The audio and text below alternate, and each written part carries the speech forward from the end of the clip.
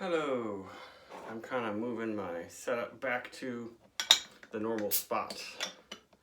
I was doing my videos in the other corner. It was weird.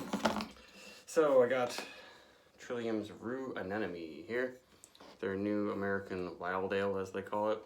So it's fermented with their native New England wild cultures, or mixed culture, I guess they say.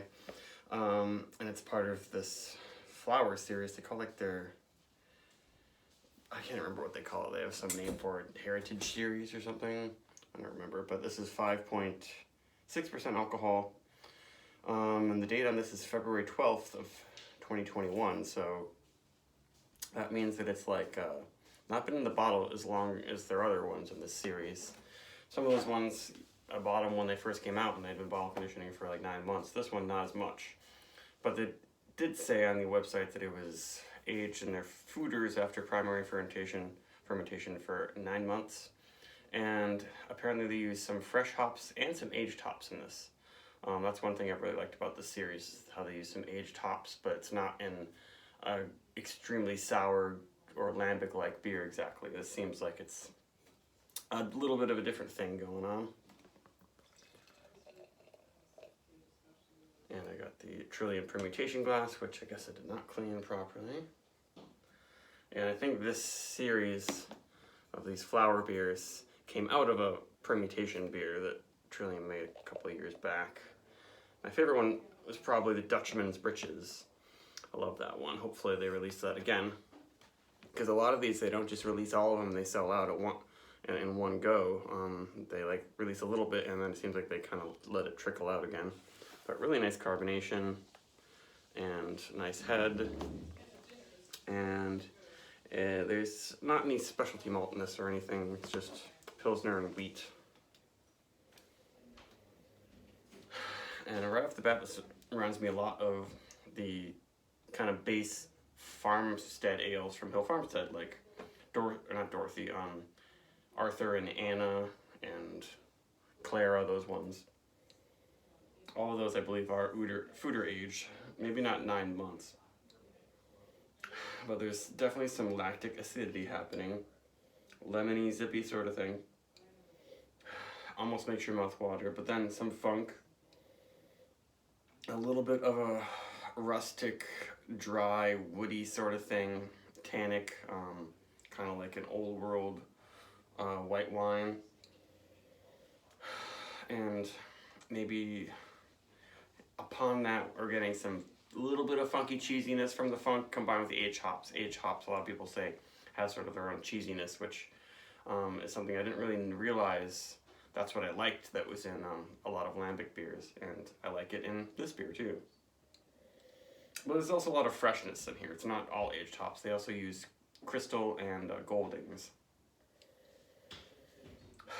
There's a little bit of a sour tropical thing. Definitely a winey thing, very, very floral for sure. Honeysuckle. A little bit of peachiness. And just wildflower field. Not straight up barnyard, but something close to that.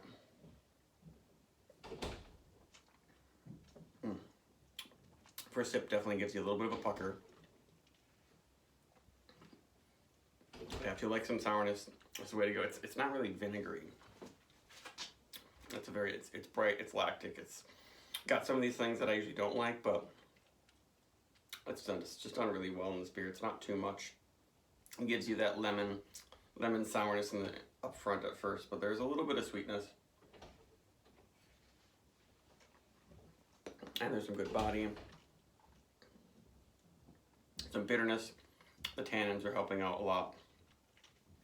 My mouth is definitely watering now. Really, really good, and very, very good for $3.55 a bottle. They raised the price from the last releases in this series that was only $2.55 a bottle, but this is still the cheapest thing for a beer of this quality.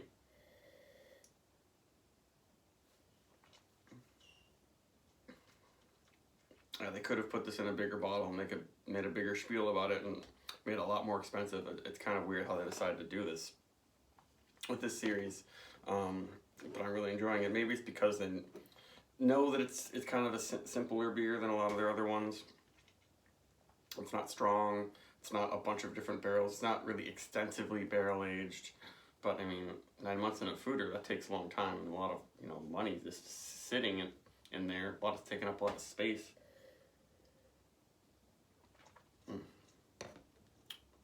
Yeah, this is a good beer for people who really like white wine. Maybe the other series entries in this series would be a little closer to wine, because most people don't like sour wines, but this is a little bit like some, you know, what are the terms for it?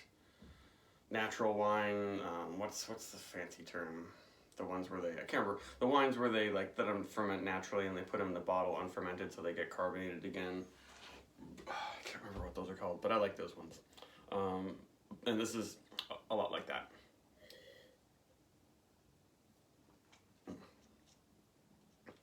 It's just got a good amount of wood in the finish. That tannic sort of thing. It's not really lending a lot of vanilla exactly. As just, you know, those dry, oversteeped tea-like tannins to help with the little bit of sweetness that's in there.